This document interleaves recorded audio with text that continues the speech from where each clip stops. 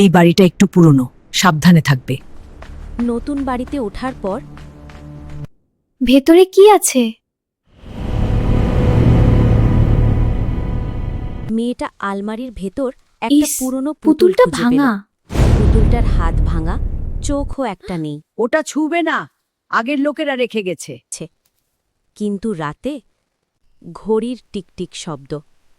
মেয়েটা ঘুম থেকে উঠে দেখে পুতুলটা বিছানার পাশে দাঁড়িয়ে, হাতটা মা, ঠিক হয়ে গেছে। সে ভয়ে চিৎকার করে মাকে ডাকল।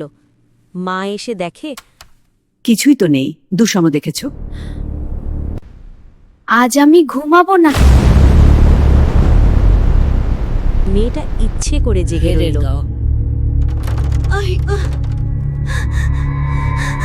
রাত 2টো বাজতেই হাড় ভাঙা জোড়া লাগার শব্দ। আলমারির দরজা নিজে নিজে খুলে গেল।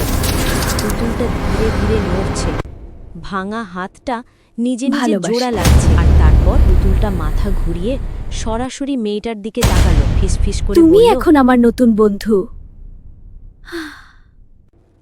ভালোবাসি। পরদিন সকালে মেয়েটার কোথাও নেই, শুধু বিছানায় পড়ে আছে একটা নতুন পুতুল, যার চোখ ঠিক মেয়েটার মতো।